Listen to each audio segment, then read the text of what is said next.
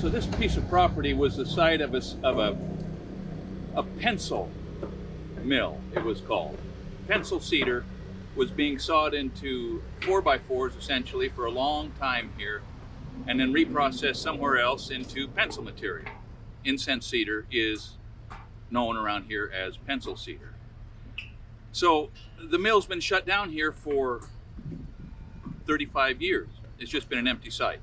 And recently it's been purchased and it's going to be used for apartments. And so the site is going to gradually be put to work. Well, as they were excavating this site, they found some old logs packed down into the bottom of a creek, an old creek which had been backfilled, which is going to be restored and made functional, you know, as it should be. But they pulled some very rotten incense cedar logs out and one western red cedar log, which is very rot resistant. It's my favorite softwood species for a lot of reasons. And the superintendent, Cleve, told me I could have it. It's not far from my house.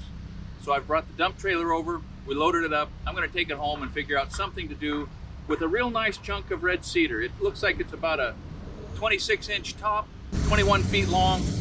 I'm gonna guess there's 400 board feet in it. I don't know what I'm gonna do, but we're gonna have it and we're gonna show you some of the characteristics of western red cedar moving forward. So I'm gonna limp home on the back roads, get this thing dumped out in the field, and then figure out what to do with it later. This was buried in the ground for somewhere around 100 years. And not just in the ground, but in totally wet, completely submerged in the mud, in the old creek bed. So no oxygen. And in that anaerobic environment, this red cedar did not deteriorate at all. When I looked at it a month ago, it was still bright red, the same color that it would have been like when it came off the truck.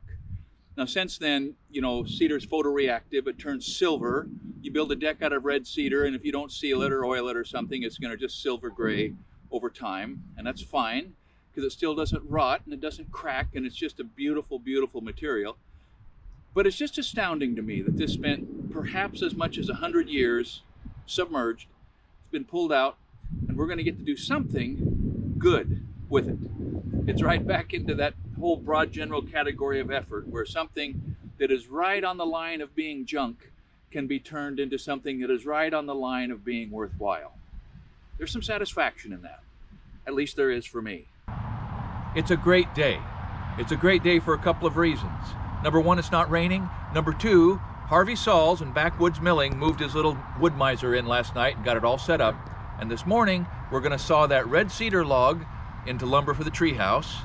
And we're gonna saw those glue lambs, which I had brought over here yesterday, into nice, clean, fresh 5.5 by various dimension beams that I'm gonna use in my wood shop and in another project that's coming up pretty soon. So this is the beam with the most hardware on it. It's got 2, 4, 6, 8, 10, 12, 14, 18. It's got about 18 hangers, 2x8, 2x12 hangers. I'm gonna see if the Burke bar is gonna solve this little problem.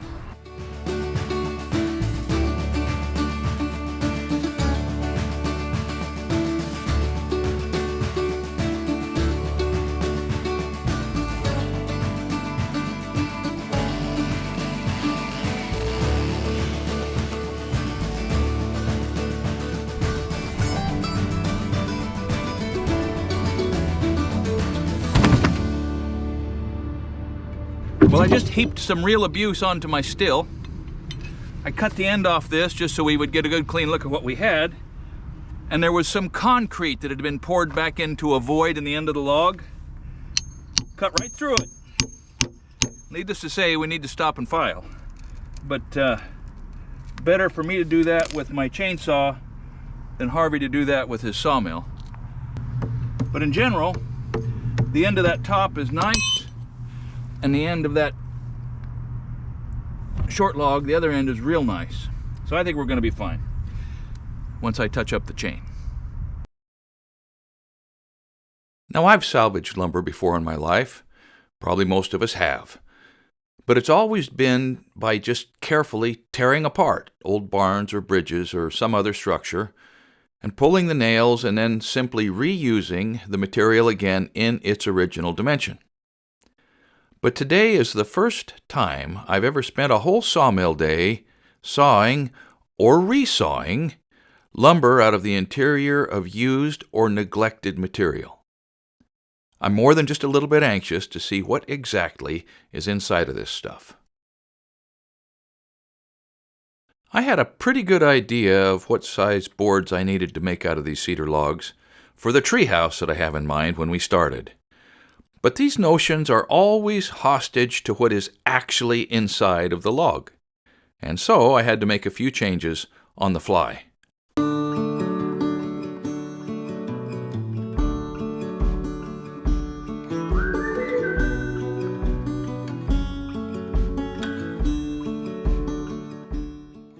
The shorter, larger diameter butt log was just perfect, and so we turned the bulk of the volume into beautiful wide boards that can be used for siding or paneling. It's a lot like unwrapping a Christmas present to watch the slabs and jacket boards, or flitches as they're called, come off of the outside of the log, exposing the beautiful strength of the interior material.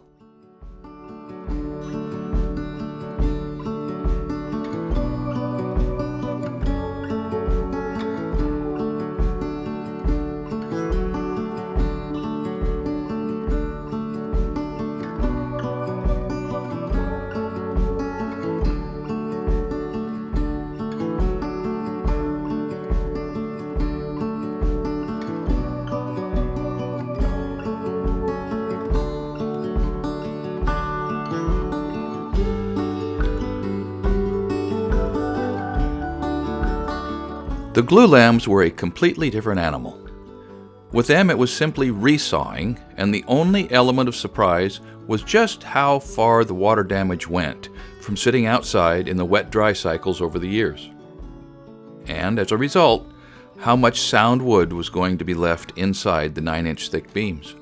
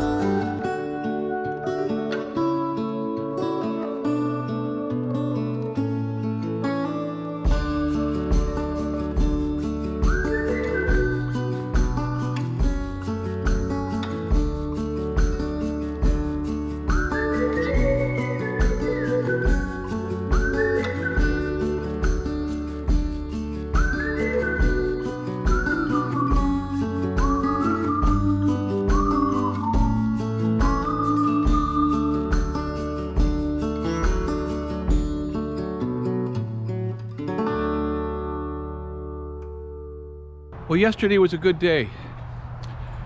Harvey and the boys did great. They worked hard, broke down, but in spite of that, they pushed through, which is sort of one of the things that happens with sawmilling. You've just got to be ready to break down, and then you've got to be ready to push through it. It's kind of like maybe being out on the sea on a sailing vessel.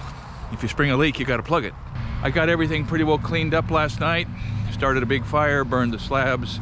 Could I have cut them up for stove wood? Yeah, maybe. Was it worth the investment of time? Certainly not. I had some other debris that needed to be burned, and so we cleaned up the site. I'll bunch that up here this morning and get that going again, finish that. But here we have the fruit of our labor. 3 of the beams were just plain junk. One of them we didn't have endurance enough to finish. I'll do that again another day.